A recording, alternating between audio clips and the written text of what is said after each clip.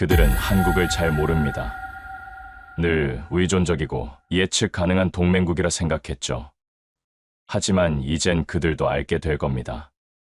한국은 핵을 가지지 않은 나라가 아니라 가질 필요가 없는 나라라는 걸.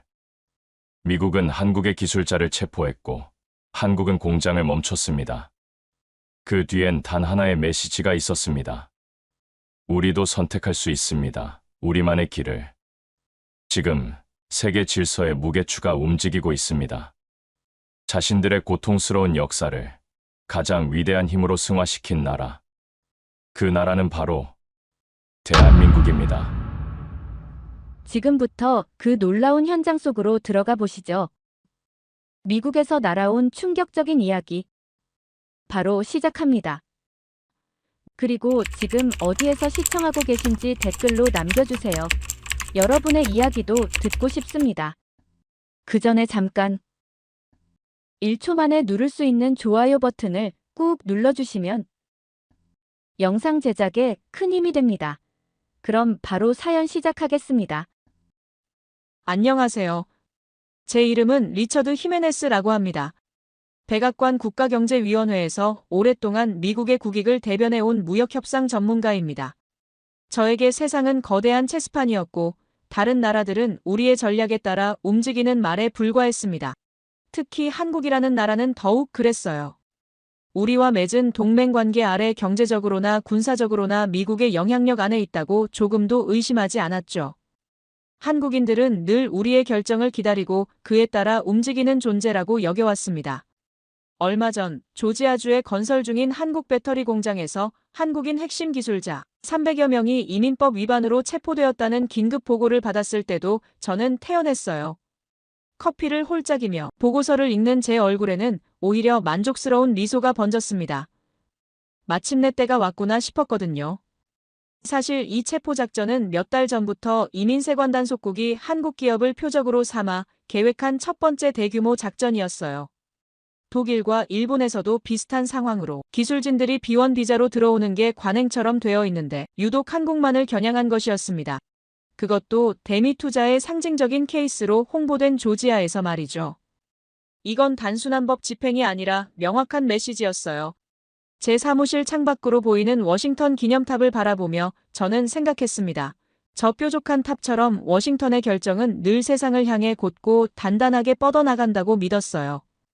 마침 반도체 기술 이전 문제로 한국과 미묘한 신경전을 벌이던 참이었으니까요. 늘 그래왔듯이 이번에도 적절한 압박을 통해 우리가 원하는 것을 얻어낼 좋은 기회라고 판단했습니다. 복도를 지나가던 동료 제임스 카터가 제 어깨를 툭 치며 지나갔어요. 제임스 카터는 국방부와 방산업체의 이익을 대변하는 인물로 저보다 더 강경하고 직선적인 성격의 소유자였습니다. 제임스 카터는 웃으며 말했어요. 이번 한국 기술자 문제는 우리가 한국인들의 버릇을 고칠 좋은 기회라며 절대 약한 모습을 보여서는 안 된다고 했습니다. 저 역시 제임스 카터의 말에 고개를 끄덕였어요. 우리는 같은 생각을 하고 있었으니까요. 오히려 잘 되었다고 생각했죠. 이번 기회에 한국인들에게 확실히 선을 그어주는 것도 나쁘지 않다고 여겼어요. 한국인들이 미국 시장에서 사업을 하려면 우리의 룰을 따라야 한다는 것을 명확히 해주는 계기가 될 거라고 확신했습니다. 사실 저는 이런 상황에 익숙했어요. 처음에는 상대국이 반발하고 항의하겠지만 결국에는 우리의 조건을 받아들이게 되어 있었습니다. 경제 제재든 무역 압박이든 결국 미국이라는 거대한 시장 앞에서는 누구도 버틸 수 없었어요. 한국 역시 예외가 아닐 거라고 생각했습니다. 그런데 정말 예상치 못한 일이 벌어지기 시작했고 트럼프 대통령이 한국 기업들에게 비자 체계를 확대해주겠다고 제안했지만 그 뒤에 덧붙인 말이 가관이었습니다. 한국 전문가들이 미국인들을 가르쳐야 한다는 것이었어요. 배터리와 선박 건조, 컴퓨터 기술 등을 언급하며 이 기술들을 미국인들에게 교육시켜야 한다고 강조했죠. 이건 어떻게 보면 한국 기업들에게 굴욕적인 제안이었어요. 자신들의 핵심 기술을 미국인들에게 가르쳐주고 대신 비자 혜택을 받으라는 거였으니까요. 저는 한국인들이 어떤 반응을 보일지 궁금했습니다. 아마도 처음에는 항의하겠지만 결국에는 받아들일 거라고 예상했어요. 하지만 현지 한국 관계자들의 반응은 예상과 완전히 달랐습니다. 말도 안 되는 얘기라고 답변했다는 소식이 들려왔어요. 미국인들을 교육시키는 데는 최소한 아무리 빨라도 3년에서 5년가량이 소요되며 이때까지 비용이 엄청나다는 거였습니다. 실제로 한국의 전문 인력이 미국에 가면 바로 업무에 착수할 수 있는데 반해서 미국 인원은 언어도 다른 데다가 임금이 한국 인원보다 두세 배가 높은 경우가 태반이라 수년간 손해를 봐야 한다는 것이었어요. 게다가 10여 년간 업계에서 축적된 통계를 봤을 때 미국인들을 기껏 가르쳐 놓으면 이직을 해버린다는 결과도 나왔습니다. 따라서 어차피 이들을 가르쳐봤자 밑빠진 독에 물 붓기라고 말하며 일부 현지 관계자는 극도로 감정이 격해져 있다는 소식이 전해졌어요. 한국의 모 반도체 회사 중국 법인을 15년 이상 경험했다는 관계자는 더욱 흥미로운 증언을 했습니다. 중국에서는 주재원을 절대 건드리지 않는다고 말하며 중국에서 원하는 것은 한국 업체가 완전하게 자리 잡는 것이라고 했어요. 한국 기업이 중국에 들어오기만 해도 엎드려 절하는 수준이고 각종 세제 혜택과 10년간의 토지 무상 임대는 물론 현지 주재원에게 최상의 비자 혜택까지 주고 있다고 증언했습니다. 심지어 중국인들이 결국 한국 기술을 탈취하는 게 목적이라도 일단 자리는 잡게 해줘야 한다는 것을 알고 있다는 겁니다. 반면 미국에서는 저임금 미국인 노동자를 구하는 것은 거의 불가능한 데다가 전문 기술 인력을 양성하는 것도 시간과 비용이 엄청나다며 분통을 터뜨렸어요. 저는 처음에는 그저 한국인들의 허세나 엄포 정도로 생각했어요. 세계 최대 시장인 미국을 포기할 수 있을 리가 없다고 확신했거든요. 하지만 며칠이 지나자 상황이 심상치 않다는 신호들이 계속 들려오기 시작했습니다. 그리고 이상한 일이 벌어지기 시작했는데 체포된 한국인들의 처리 과정에서 예상치 못한 일들이 연달아 일어났습니다. 원래 계획대로라면 이들은 일반적인 추방 절차를 밟아야 했는데 갑자기 한국 정부에서 전세기를 띄워서 모든 비용을 부담하겠다고 나선 거예요. 이민법 위반자 추방 비용은 원래 미국이 부담해야 하는데 한국이 자비로 전세기까지 띄운다는 게 이해가 안 갔습니다. 더 이상한 건 한국 외교부 장관 조현이 마코 루비오 미 국무장관과 긴급 면담을 요청했다는 소식이었어요. 보통 이런 상황에서는 피해를 본 쪽에서 저자세로 사과하고 재발 방지를 약속하는 게 관례인데 한국은 오히려 당당하게 협상 테이블에 나온 거였습니다. 뭔가 우리가 놓치고 있는 게 있다는 생각이 들기 시작했어요. 제 동료 마이클 브라운이 제 사무실로 들어와서 말했습니다. 리처드, 한국 쪽 반응이 좀 이상한데 보통 이런 일이 터지면 조용히 처리하려고 하잖아. 그런데 이번엔 오히려 더 큰 목소리를 내고 있어. 뭔가 다른 계산이 있는 것 같은데. 저는 고개를 끄덕이면서도 속으로는 불안감을 느끼기 시작했어요. 그런데 정말 놀라운 소식이 들려오기 시작했습니다. 현재 미국 내 건설 중인 한국 기업의 대규모 공장은 모두 22곳인데 대부분 올스톱된 상황이라는 보고가 들어왔어요. 이곳에서 B1 비자로 미국에 들어가 업무를 보고 있는 핵심 인력들이 곧바로 업무를 중단하고 귀국길에 오르고 있기 때문이었죠. 또한 현지 하청업체에서도 대부분 인력 파견을 모두 중단해버려서 공장이 멈출 수밖에 없다는 상황이었습니다. 이건 단순한 항의가 아니었어요. 완전한 경제적 보복이었습니다. 한국 기업들이 조지아주 공장 건설을 전면 중단하고 투자금 회수까지 검토하고 있다는 이야기까지 들려왔어요. 저는 처음에는 그저 협상용 엄포일 것이라고 무시했습니다.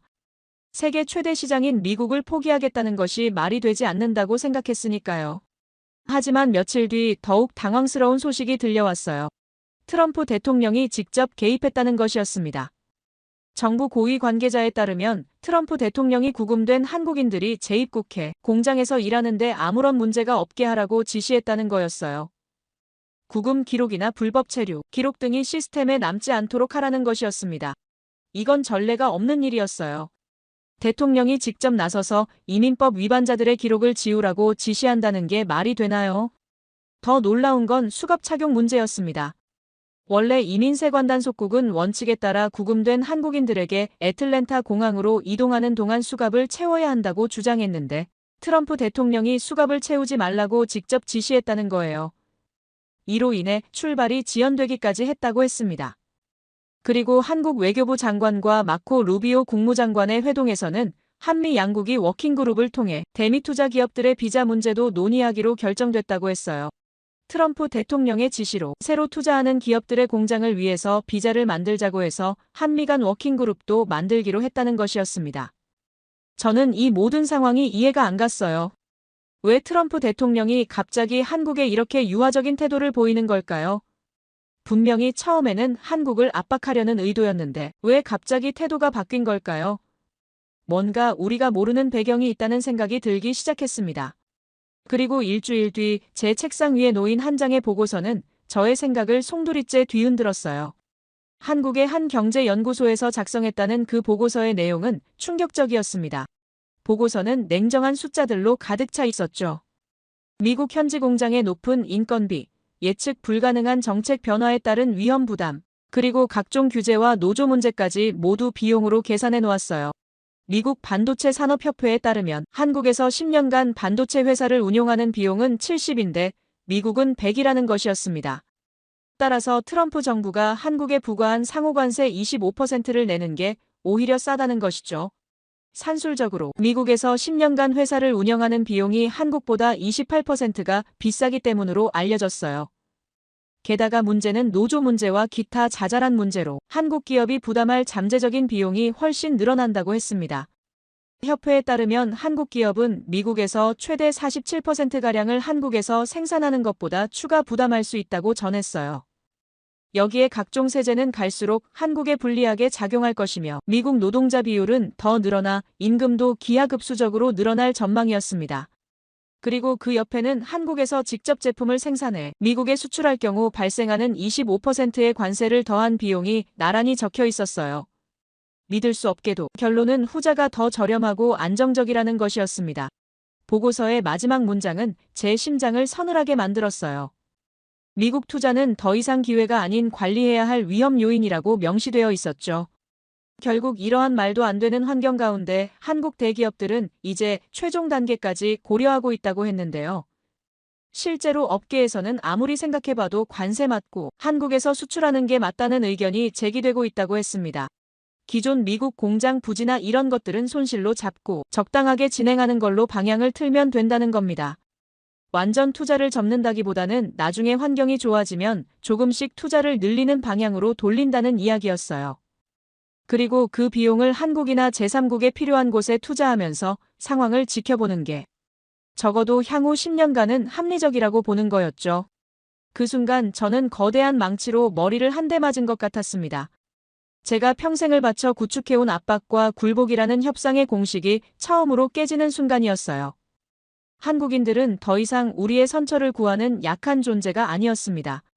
오히려 우리와의 관계를 비용과 이익의 관점에서 냉정하게 계산하고 가치가 없다고 판단되면 언제든 돌아설 수 있는 독립적인 존재가 되어 있었어요. 이미 한국 기업들 입장에서 추가적인 미국 투자를 확대하기는 어려운 상황이라는 토로가 들려왔습니다. 이미 현대차 그룹은 2028년까지 4년간 210억 달러 약 30조 원에 달하는 투자 계획을 발표했으며 SK그룹 회장 역시 미국에 투자하는 게 유리해지면 투자를 안 할 이유는 없다고 하면서도 지금까지도 한국은 상당히 많이 미국에 투자를 해왔고 지금 가장 많이 투자하는 것도 미국이라고 설명하며 침착하게 대응할 필요가 있다는 견해를 보였어요. 결정적으로 기업들이 대규모 추가 투자에 고심하는 데는 단순히 투자 여력의 문제만 있는 것이 아니었습니다. 트럼프 시대의 예측 불가능성과 함께 바이든 정부에 이어 일관성 없는 정책 기조가 이어지면서 미국 정부의 약속을 믿기 어렵다는 인식이 세계 전반에 퍼지고 있기 때문으로 전해지고 있었어요. 밥 먹듯 약속을 어기는 분위기는 기업들에게 투자 결정에 가장 큰 불안 요소로 작용해버린 것이죠. 앞서 논의되었듯 최근 트럼프는 베트남과의 관세 협상에서 실무진이 합의한 내용을 일방적으로 뒤집어 20% 관세를 부과하며 예측 불가능성의 대명사가 되었고 이는 미국 정치계에서도 비난받았습니다. 저는 곧장 은퇴하신 스승이자 과거 주한 대사를 역임했던 로버트 존슨 대사에게 전화를 걸었어요. 로버트 존슨 대사는 워싱턴에서 몇 안 되게 제가 존경하는 인물이었습니다. 수화기 너머로 들려오는 로버트 존슨 대사의 목소리는 낮고 차분했어요. 로버트 존슨 대사는 제가 보낸 보고서를 이미 읽어보았다며 그것이 놀라운 일이 아니라고 말했습니다. 오히려 우리가 너무 오랫동안 현실을 외면해왔을 뿐이라는 말이었어요. 로버트 존슨 대사는 한국이라는 나라가 지난 수십 년간 어떻게 변해왔는지, 우리가 한국인들을 얼마나 낡은 시각으로 보고 있었는지에 대해 조용히 설명했습니다. 그리고 마지막에 이런 말을 덧붙였어요. 한국인들은 수천 년의 세월 동안 강대국들 사이에서 살아남는 법을 터득한 민족이라는 것을 한국인들의 침묵을 나약함으로 착각해서는 안 된다는 말이었습니다. 로버트 존슨 대사와의 통화는 저를 더욱 깊은 혼란에 빠뜨렸어요. 그저 경제적인 문제라고 생각했던 것이 어쩌면 제가 전혀 이해하지 못하는 더 깊고 근본적인 차원의 문제일지도 모른다는 생각이 들었기 때문입니다. 그리고 며칠 뒤 제 혼란을 증폭시키는 결정적인 사건이 터졌어요. 국방부 최고 위층에서나 돌려본다는 극비 보고서의 일부 내용이 언론에 유출된 것입니다. 그 내용은 워싱턴 전체를 발칵 뒤집어 놓았죠. 미 국방부의 가장 신뢰받는 전략가인 조나단 스미스가 이제 한국의 독자적인 핵무장 가능성을 미국의 전략적 선택지 중 하나로 고려해야 할 때라고 주장했다는 것이었습니다. 심지어 한미연합사의 핵심인 전시작전 통제권 역시 조속히 한국에 넘겨주어야 지역 안정에 도움이 된다는 충격적인 내용까지 포함되어 있었어요. 온몸의 피가 차갑게 식는 기분이었습니다. 이것은 단순히 한 전문가의 의견이 아니었어요. 70년간 이어져 온 동맹의 근본적인 패러다임을 바꾸는 지각 변동과도 같은 선언이었습니다. 조나단 스미스의 보고서에는 더욱 구체적인 내용들이 담겨 있었어요. 한국은 2025년 현재 세계에서 가장 강력한 군대를 보유하고 있으며 현 시점에서 미국이 믿을 수 있는 최고의 동맹국이라고 명시되어 있었습니다. 트럼프 대통령의 방위비 증액 발언은 한국이 핵무장을 전략 옵션으로 고려할 여지를 준 것이고 전시작전 통제권 또한 한국에게 넘겨줘야 할 것이라는 내용이었어요. 사무실 복도에서 마주친 제임스 카터의 얼굴은 분노로 붉게 상기되어 있었습니다. 제임스 카터는 말도 안 되는 소리라며 국방부 내에 누군가가 정신 나간 짓을 하고 있다고 소리쳤어요. 한국에 핵을 주자는 것은 고양이에게 생선을 맡기는 꼴이라는 거친 말도 서슴지 않았습니다. 하지만 저는 제임스 카터의 분노 속에서 미세한 불안감을 읽을 수 있었어요. 제임스 카터 역시 이 모든 사건의 배후에 우리가 이해하지 못하는 거대한 변화가 있다는 것을 본능적으로 느끼고 있었던 것입니다. 분노는 종종 두려움의 다른 이름이니까요. 그날 밤 저는 아무도 없는 사무실에 홀로 남아 불을 밝혔어요. 더 이상은 안 됐습니다. 제가 직접 확인해야만 했죠. 지난 30년간 제가 쌓아온 모든 경험과 지식 그리고 제가 가진 모든 접근 권한을 이용해서 한국이라는 나라의 진짜 모습을 파헤쳐 보기로 결심했습니다. 제가 마주하게 될 진실이 무엇이든 더 이상은 외면하지 않기로 다짐했어요. 어두운 화면에 보안 등급을 입력하자 그동안 제가 외면해왔던 한국에 대한 최신 정보들이 쏟아져 나오기 시작했습니다. 야근을 자주 하는 저였지만 이날 밤만큼은 달랐어요. 무언가 중요한 진실과 마주할 것 같은 예감이 들었거든요. 먼저 조나단 스미스의 보고서 원본을 찾아봤습니다. 제가 읽을 수 있는 권한이 있는지 확인해보니 다행히 접근이 가능했어요. 보고서의 제목부터가 압도적이었습니다. 대한민국 중심의 동북아시아 신질서 구축 방안이라고 되어 있었죠. 보고서를 읽어가면서 저는 점점 더 놀라게 되었어요. 조나선 스미스는 단순히 한국의 핵무장을 제안한 게 아니었습니다. 한국을 중심으로 한 완전히 새로운 동북아시아 질서를 제안하고 있었어요. 그에 따르면 한국은 이미 중국을 견제할 수 있는 유일한 동맹국이 되었으며 일본보다도 훨씬 신뢰할 수 있는 파트너라는 것이었습니다. 보고서에는 구체적인 근거들이 나열되어 있었어요. 한국의 군사력 평가에서 시작해서 경제적 영향력, 기술적 독립성까지 모든 분야에서 한국이 이미 독자적인 지위를 확보했다는 분석이었습니다. 특히 인상적이었던 건 한국의 방산 수출 현황에 대한 부분이었어요. 글로벌 파이어파워 순위에서 한국이 세계 5위라는 것도 놀라웠지만 더 놀라운 건 방산 수출 규모였습니다. 2025년 기준으로 1,400억 달러를 넘어섰다는 거였어요. 불과 10년 전만 해도 20억 달러 수준이었는데 70배가 늘어난 거였습니다. 보고서에는 구체적인 수출 현황도 나와 있었어요. 이건 단순한 무기 판매가 아니었습니다. 완전한 군사동맹 수준이었어요. 특히 폴란드의 경우는 한국 무기로 거의 완전히 재무장하는 수준이었습니다. 이는 한국이 나토 회원국과 실질적인 군사 협력 관계를 구축했다는 의미였어요. 더 놀라운 건 이 모든 무기들이 나토 표준에 맞춰져 있다는 것이었습니다. 즉, 한국이 단순히 무기를 파는 게 아니라 서방 동맹국들과의 호환성을 염두에 두고 전략적으로 접근하고 있다는 거였어요. 이는 한국이 글로벌 군사 협력의 핵심 축이 되고 있다는 것을 의미했습니다. 그 다음으로 찾아본 건 KF-21 전투기에 대한 자료였어요.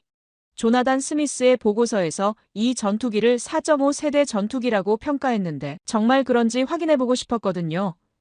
기술 사양을 보니 정말 놀라웠습니다. 능동형 위상 배열 레이더, 통합 전자전 장비, 공대공 및 공대지, 미사일의 내부 탑재 능력까지. 이것은 우리가 기술을 이전해주지 않으면 불가능하다고 여겼던 핵심 기술들이었어요. 심지어 일부 성능은 우리의 최신의 전투기인 F-35와 비교해도 크게 뒤지지 않는 수준이었습니다. 보잉과 로키드 마틴과의 기술 협력, 영국, BAE 시스템즈와의 파트너십 등을 보니 한국이 혼자 만든 게 아니라 글로벌 협력의 결과물이었어요. 하지만 중요한 건 한국이 이 모든 협력의 중심에 있다는 거였습니다. 기술을 받아오는 입장이 아니라 주도하는 입장이었어요. 그리고 마침내 제가 가장 믿을 수 없었던 부분인 LSAM, 미사일 방어 시스템의 시험평가 보고서를 찾아냈습니다. 보고서에 적힌 요격 성공률은 94%였어요. 고도 50km 상공에서 마하급 속도로 날아오는 탄도미사일을 맞춘다는 거의 신의 영역에 가까운 기술을 한국이 독자적으로 완성했다는 의미였습니다. 이것은 우리가 보유한 사드 시스템과 동등하거나 다수의 목표물에 동시 대응하는 능력 면에서는 오히려 더 뛰어난 수준이었어요. 총 50회 시험에서 47회 성공, 실패한 3번도 치명적인 오류가 아니라 미세한 조정 문제였습니다. 더 놀라운 건 LSAM의 다중 표적 대응 능력이었어요. 동시에 6개 표적을 추적하고 요격할 수 있다고 나와 있었습니다. 이건 북한의 다중 미사일 공격은 물론이고 어떤 외부 위협에도 충분히 대응할 수 있는 수준이었어요. 한국의 미사일 개발 현황도 살펴봤는데 정말 체계적이었습니다. 현무 미사일 시리즈는 현무 1부터 현무 5까지 단계별로 개발되어 있었어요. 현무 2는 사거리 800km로 중국 베이징까지 닿는 거리였고 현무 4는 사거리 800km의 탄도 중량 2톤, 현무 5는 잠수함 발사탄도 미사일이었습니다. 해성 미사일은 사거리 300km가 넘었고 스텔스 기능까지 있었어요. 이 정도면 중국이나 일본 해군에게도 충분한 위협이 될 수 있는 수준이었습니다. 그런데 이 모든 무기들의 공통점은 순수 한국 기술로 개발되었다는 것이었어요. 저는 이 순간 깨달았습니다. 조나단 스미스의 보고서가 결코 과장이 아니라는 것을. 한국은 정말로 우리와 대등한 수준의 군사 강국이 되어 있었어요. 아니, 어떤 면에서는 우리를 뛰어넘고 있을지도 모른다는 생각까지 들었습니다. 저는 떨리는 손으로 제가 15년 전에 작성했던 동아시아 군사 균형 보고서를 찾아봤습니다. 거기에는 이렇게 적혀 있었어요. 한국의 방위산업은 내수용에 그치며 핵심 기술은 대부분 미국에 의존하고 있다. 한국군의 독자적 작전 수행 능력은 제한적이다. 미군과의 연합작전 체계에서 최적의 효과를 발휘할 수 있는 구조이다. 저는 부끄러움에 얼굴이 화끈거렸습니다. 제가 얼마나 현실과 동떨어진 과거에 살고 있었는지 깨닫는 순간이었어요. 15년 전의 평가와 현재의 현실 사이에는 천지 차이가 있었습니다. 한국은 더 이상 미국에 의존하는 나라가 아니었어요. 그 다음으로 확인해 본 건 한국의 원자력 기술 수준이었습니다. 조나단 스미스의 보고서에서 한국의 핵무장 능력을 언급했는데 정말 그럴 만한 기술적 기반이 있는지 확인해 보고 싶었거든요. 자료를 보니 정말 놀라웠어요. 한국은 이미 고도의 원자력 기술을 보유하고 있었습니다. 원자력 발전소 23기를 운영하고 있고 한국형 원전인 APR-1400을 해외에 수출하기까지 했어요. 아랍에미리트의 바라카 원전이 바로 한국 기술로 건설된 거였습니다.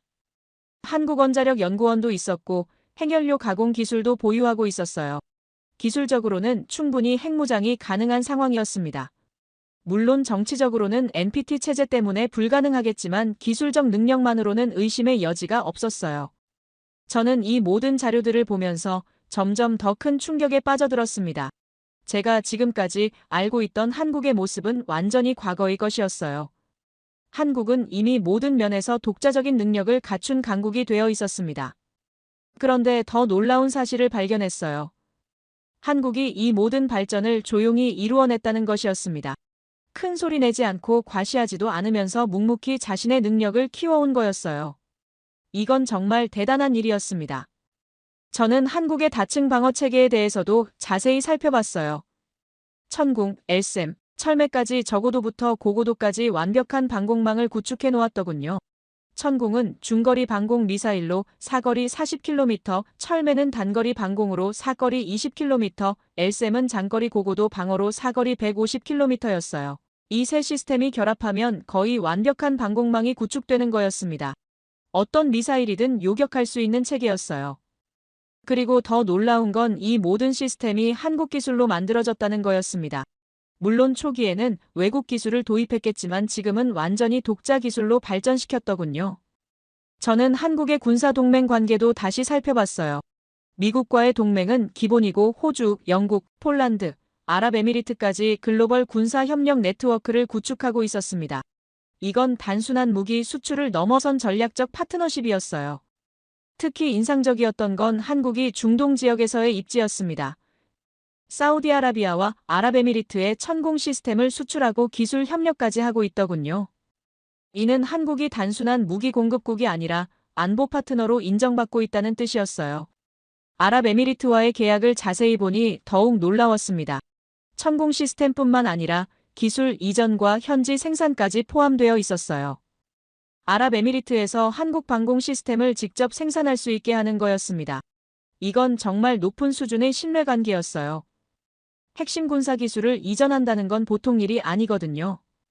저는 의자에 깊숙이 몸을 기댄 채 눈을 감았어요.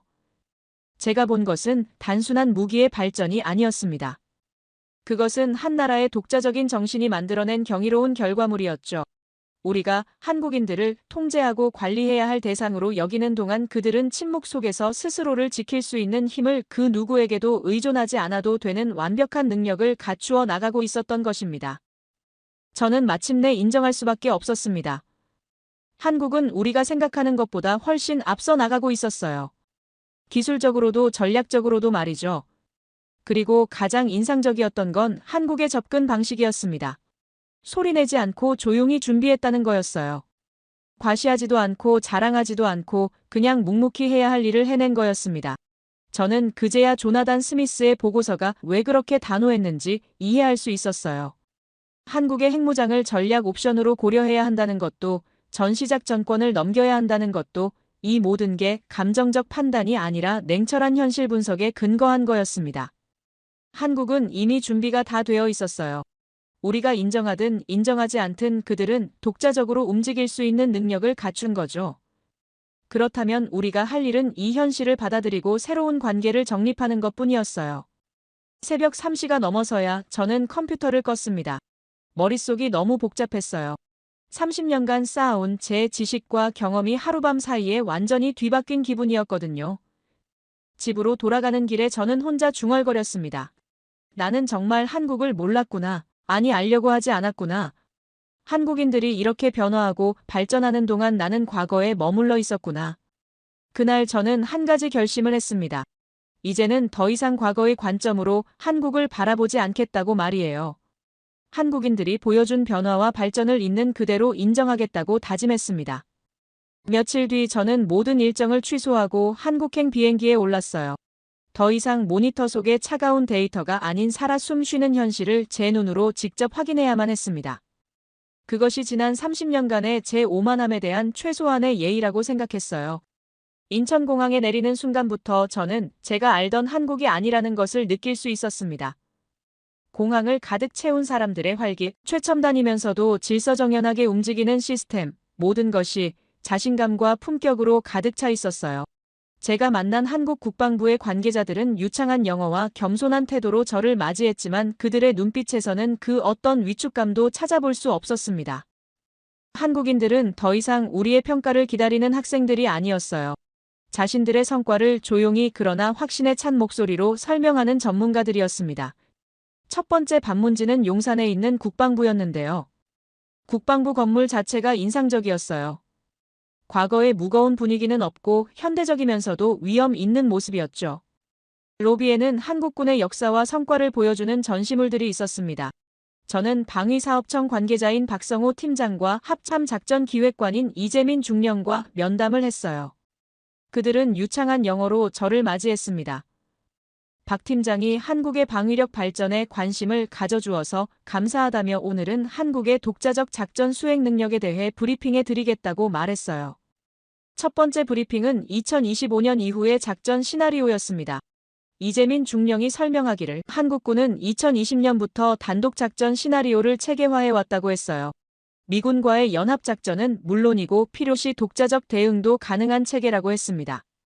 스크린에 나타난 작전 체계도는 정말 인상적이었어요. 완벽한 단독 지휘 통제 통신 컴퓨터 정보가 통합된 시스템이었거든요. 이건 훈련이 아니라 실전 시뮬레이션 수준이었습니다.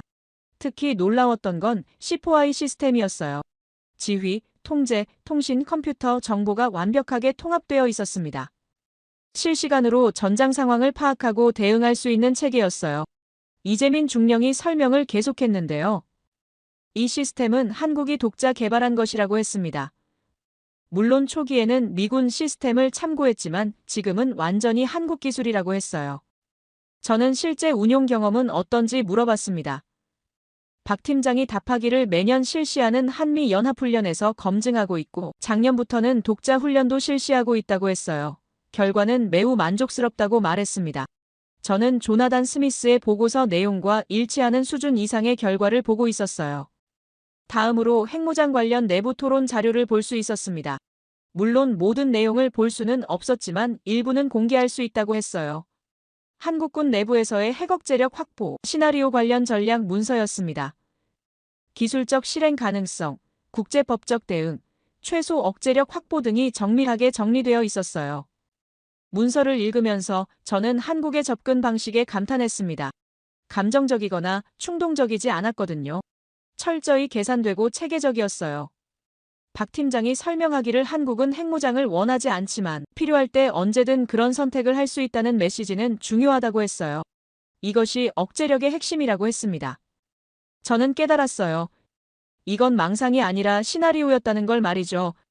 핵무장을 하지 않되 능력을 갖춘 상태로 억제력을 확보한다는 것. 이것이 한국의 전략이었습니다. 실제로 핵을 만들지는 않지만 언제든 만들 수 있다는 메시지를 주는 거죠. 이스라엘의 전략과 비슷했어요. 오후에는 합참 전시작전 통제실을 방문했습니다. 저를 완전히 바꾼 장면이 거기서 일어났어요. 통제실에 들어가는 순간 저는 압도되었습니다. 거대한 스크린들, 최신 장비들, 그리고 긴장감 있게 업무를 수행하는 장교들, 마치 영화 속 한 장면 같았어요. 하지만 정말 저를 감동시킨 건 한 화이트보드에 적힌 문구였어요. 가장 싸우지 않는 길은 가장 완벽하게 준비된 자의 것이다. 저는 말없이 서서 수첩을 꺼내 그대로 옮겨 적었습니다. 이 한 문장이 한국의 철학을 보여주고 있었거든요. 전쟁을 원하지 않기 때문에 완벽하게 준비한다. 평화를 지키기 위해 강해진다. 이것이 한국이 추구하는 가치였어요. 이재민 중령이 제 표정을 보고 말했어요. 인상 깊으셨나 보다며 이 문구는 한국 합참의 모토라고 했습니다. 저는 누가 만든 문구인지 물어봤어요. 선인들의 지혜를 바탕으로 한국군이 만든 거라고 했습니다. 한국군의 철학을 담은 거라고 했어요. 통제센터 내부를 둘러보면서 저는 또 놀랐습니다. 전자전, 작전 기획, 드론 통제의 실시간 통합 화면까지 모든 게 최신 기술로 구축되어 있었어요. 특히 인상적이었던 건 작전 지휘 체계였습니다. 미군과의 연합작전 모드와 독자 작전 모드가 완벽하게 분리되어 있었어요. 필요에 따라 즉시 전환할 수 있는 구조였죠. 담당 장교가 설명하기를 한국군은 연합작전을 선호하지만 독자 작전도 충분히 가능하다고 했어요. 이는 상황에 따른 선택의 문제이지 능력의 문제가 아니라고 했습니다. 저는 이 말에서 한국인들의 자신감을 느꼈어요. 겸손하지만 확신에 찬 자신감이었습니다. 다음 날에는 경기도에 있는 한국항공우주산업을 방문했습니다. KF-21 전투기를 직접 보는 게 목적이었어요. 공장에 도착해서 실제 KF-21을 보는 순간 저는 말을 잃었습니다. 정말 아름다운 전투기였어요. 세련된 디자인과 첨단 기술이 조화를 이루고 있었죠. 기술자가 설명해줬는데요. 이 전투기는 100% 한국 기술로 만들어진 건 아니지만 핵심 기술은 한국이 보유하고 있다고 했어요. 그리고 계속 발전시켜 나가고 있다고 했습니다. 실제로 조종석에 앉아볼 기회도 있었어요. 첨단 계기판과 직관적인 조작 시스템이 정말 인상적이었습니다. 기술자가 자랑스럽게 말했어요. 이 전투기는 한국의 미래라고 했습니다. 단순히 비행기를 만드는 게 아니라 한국의 기술 주권을 지키는 거라고 했어요. 셋째 날에는 대전의 국방과학연구소를 방문했습니다. LSAM과 다른 미사일 시스템들을 볼 수 있었어요. 연구소 로비에는 한국이 개발한 무기들의 모형이 전시되어 있었습니다. 현무 시리즈, 천궁, 해성, 철매 등 정말 다양한 무기들이었어요. 연구원이 설명했는데요. 한국은 외국 기술을 베끼지 않는다고 했습니다. 한국만의 독창적인 기술을 개발하는 게 목표라고 했어요. 때로는 외국 것보다 더 나은 성능을 내기도 한다고 했습니다. LSAM의 실제 모습을 보니 정말 거대했어요. 하지만 그 크기만큼이나 정교한 기술이 집약되어 있었습니다. 연구원이 자세히 설명해 줬는데요. 이 시스템은 고도 50km까지의 목표물을 요격할 수 있다고 했어요. 성공률은 94% 이상이며 세계 최고 수준이라고 자부한다고 했습니다. 비행기에 오르면서 저는 마지막으로 메모했습니다. 이건 보고서가 아니었다. 군사철학이었다. 한국군의 움직임엔 수치보다 앞선 무엇이 있었다.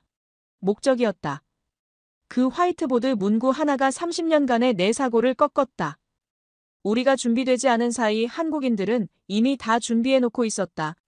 한국에서 돌아온 지 일주일 후 조나단 스미스가 작성한 전략 보고서가 가디언에 실시간 보도된 거예요.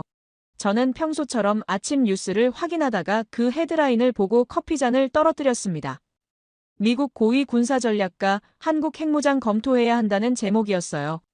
핵무장 전시작전권 환수 문구가 그대로 인용되어 있었습니다. 기밀로 묻힐 줄 알았던 그 문서가 전 세계에 공개된 거죠. 저는 급히 컴퓨터를 켜서 기사 전문을 읽어봤어요. 더 가디언의 국제부 기자 데이비드 알렌이 작성한 기사였습니다. 기사에는 조나단 스미스의 보고서 핵심 내용이 거의 그대로 인용되어 있었어요. 한국은 동북 아시아에서 가장 강력한 군대를 보유하고 있으며 핵무장을 통한 독자적 억제력 확보를 진지하게 검토해야 할 시점에 도달했다. 전시 작전 통제권에 조속한 한국 이관이 지역 안정에 도움이 될 것이라는 내용이었어요. 전 세계가 충격에 빠졌습니다. 한국 여론은 폭발했어요. 온라인 커뮤니티와 SNS에는 다양한 반응들이 쏟아져 나왔습니다. 지금 아니면 핵무장 기회는 없다. 드디어 미국이 우리를 인정했구나. 이제 진짜 독립할 때가 됐다. 이런 댓글들이 실시간으로 올라왔어요. 하지만 반대 의견도 만만치 않았습니다. 너무 성급하다. 핵무장은 신중하게 접근해야 한다. 미국과의 관계가 더 중요하다는 의견들도 있었어요. 일본 의회의 반응은 예상대로 격렬했습니다. NHK 뉴스에서는 긴급 속보로 이 소식을 전했어요. 한국의 핵무장은 절대 용납할 수 없다는 일본 정부의 공식 성명이었습니다. 일본 의회 국방위원장이 기자 회견을 열어 한국의 핵무장은 일본의 안보에 직접적인 위협이라며 우리도 대응책을 검토해야 할 때라고 했습니다. 이는 일본도 핵무장을 고려할 수 있다는 암시였어요. 중국은 좀 더 신중했습니다. 신화통신에서는 한반도 비핵화 원칙을 재확인한다는 정도로 그쳤어요. 하지만 중국 군사 전문가들의 분석은 달랐습니다.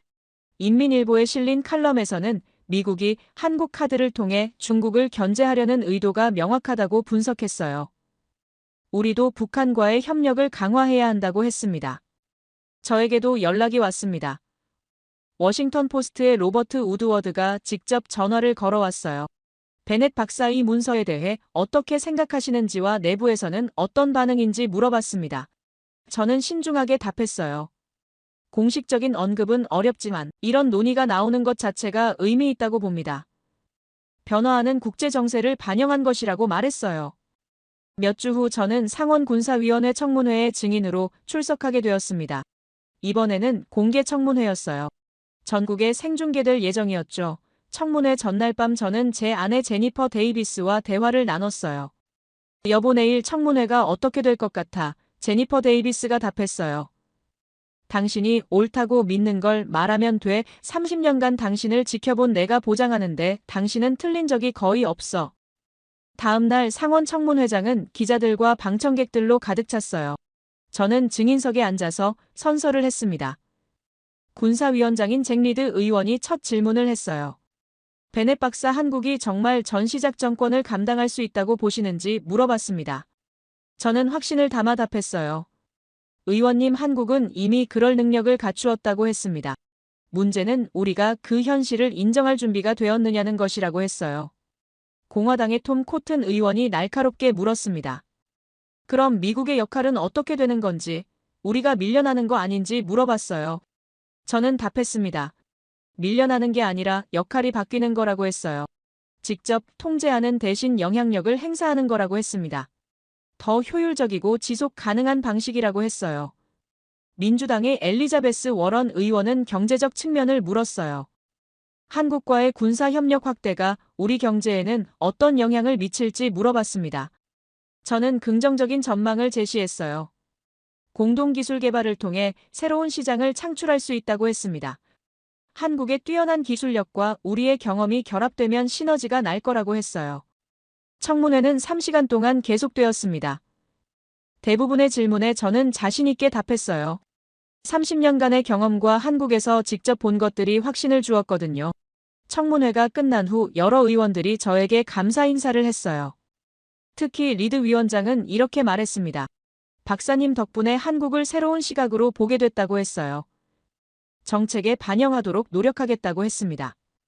청문회 방송을 본 국민들의 반응도 전반적으로 긍정적이었어요. 여론조사 결과 67%가 한국과의 협력 강화에 찬성했습니다.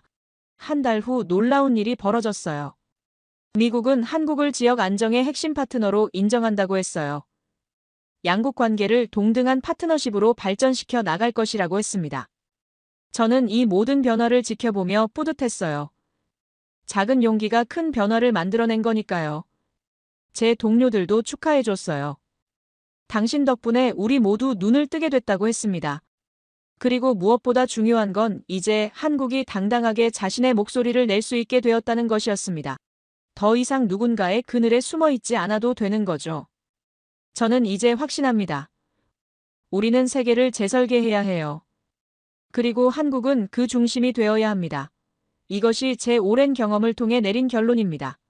한국이라는 나라가 보여준 조용한 혁신과 묵묵한 준비 정신이 전 세계에 새로운 패러다임을 제시하고 있다고 생각해요. 앞으로도 한국이 세계 평화와 안정에 더욱 큰 기여를 하는 나라가 되기를 바랍니다. 제 이야기를 끝까지 들어주셔서 감사합니다. 모두 안녕히 계세요. 오늘의 사연 어떻게 들으셨나요? 힘이란 건 숫자나 무기보다도 결국 선택할 수 있는 여유에서 나오는 건지도 모르겠어요. 앞으로 어떤 길을 선택하게 될지 그 누구도 확신할 수는 없습니다. 하지만 하나는 분명합니다.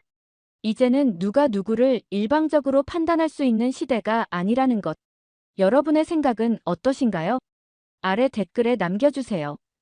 그리고 감동적인 사연을 주변 사람들과 공유하고 함께 이야기 나눠보세요. 마지막으로 1초밖에 걸리지 않는 구독과 좋아요, 알림 설정은 영상 제작에 큰 힘이 됩니다. 지금까지 감동을 담아 여러분께 진심을 전하는 감동담기였습니다. 오늘 하루도 행복한 하루 보내세요.